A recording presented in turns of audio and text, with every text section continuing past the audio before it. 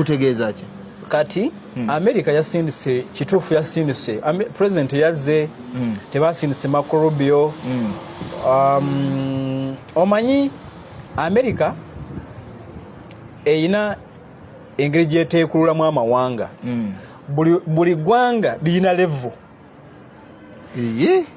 buli gwanga lirina level kwe liri mu nsi yonna. America amawanga agamu asobola gasindikira secretary of state ye minister w'ensonga z'ebweru. Waliwo amawanga nga gali ku level eyo nga bw'aba gasindikidde representative akiikidde Trump basindika oyo kubanga oyo baba America bamulabanga president waabwe w'ebweru oyo abantu abali ku level eyo ne bamukusindikira. Kati ne wabaawo nga Trump agenda kusindikira muwabuzi omuwabuzi we nga tajja kusindikira oli ng'oli munene ku ggwanga lyammwe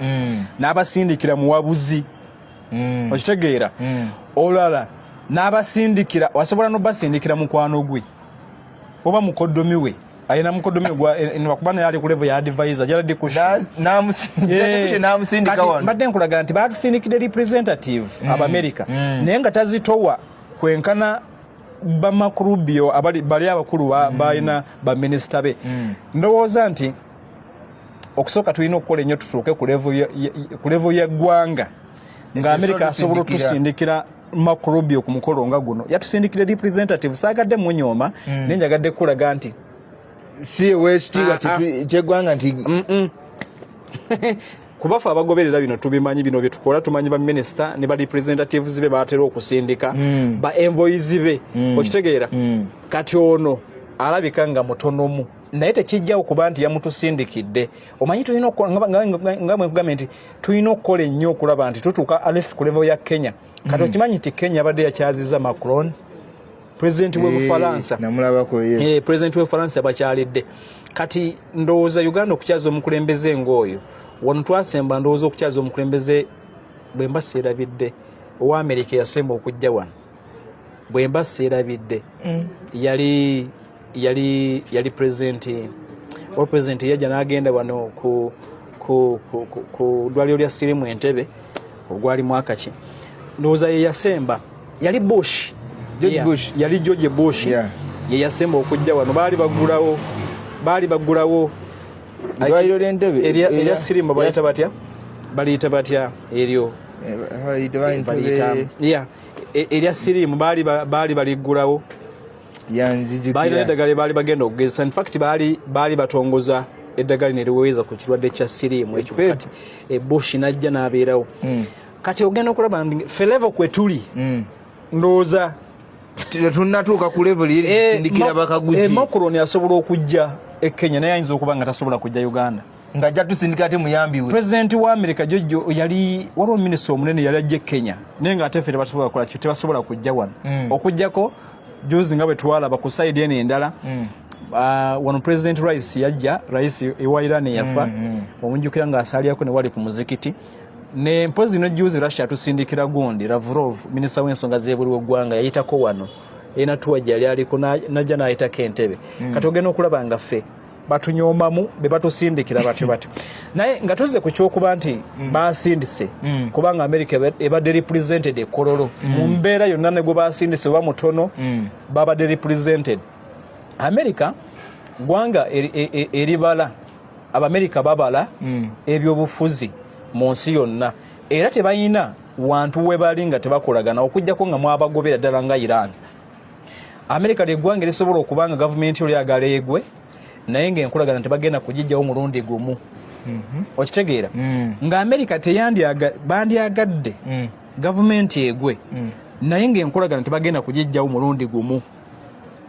egenda mpola omulala asobola okukiyita double standards naye nga tebagenda kugijjawo mulundi gumu ne basigala nga bakolagana naawe naye ng'eno ebagezaako ate okwejjako ekyo America emanyiddwa ekikola. Ate ekirala nti waliwo enkolagana entonotono wakati wa Mwami Museveni etaggwangawo enkolagana eyo erinnya ku security. Mwami Museveni America eyo America emanyi okolagana naye mu bya security naddala mu East Africa jjukira nti abadde against Al-Shabaab kituufu. Kati America naye eri against Al-Shabaab. Enteekateeka zonna zino zolaba mwami Museveni kusindika basirikale eri America ebimanyiiko. Kitegeeza nti mu kulwanyisa obutujju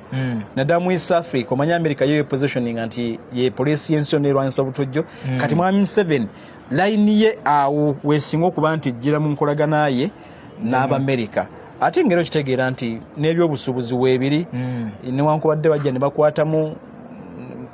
omukoddomi asooka agende mu Amerika yeegayirire batusonyiwe naye nga enkolagana weeri yadde nga si nnene nnyo kiri awo yadde nga tesobola kukutiisa olayinza okubuuza nti kino Kyagulanyi kimulekawa nyini kyembalengere kubuuza nti Amerika okuba nti esindisa omuntu tekakasiza nti Museveni yagira ne Kyagulanyi yennyini akimanyi nti era kyekyo but enkolagana ya mwami Kyagulanyi era ne Amerika era nayo nze omubalowooza nti tennaba kutuuka ku level yaba Juan Guaido. Waliwo Guaido yaliwe Venezuela akalulu kaggwa n'agamba nti banzibye Amerika nemukolera ebintu bingi okumuyingiza entebe era mu bintu ebingi bye bamukolera bamulicognizinga nga president nti yadde nga Maduro akubbye mu kalulu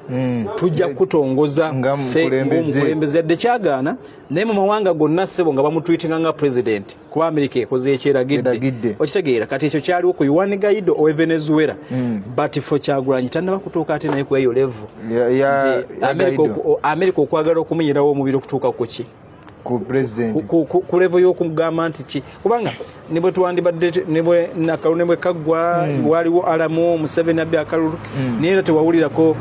kigambo kyonna kuva mu Amerika nti waaye kula kino okitegeera so njogedde lwakuba nti tetunnatuuka nnyo ku level y'amawanga kututeekako nnyo attention okitegeera at least awo tetunnaba kutuukawo eggwanga lya Kenya liriko attention y'ensi yonna nnene okusinga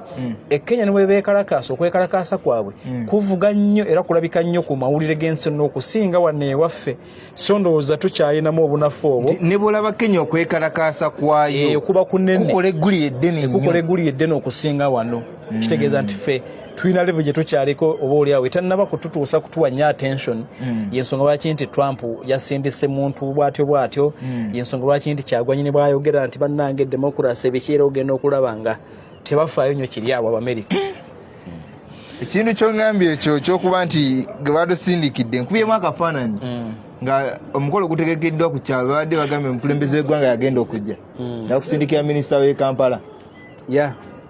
Tetunaba kutuuka ku eyo level kutusindikira muntu ali ku gundi naye ndowooza nti batonyoma bunyomi nze ndowooza nti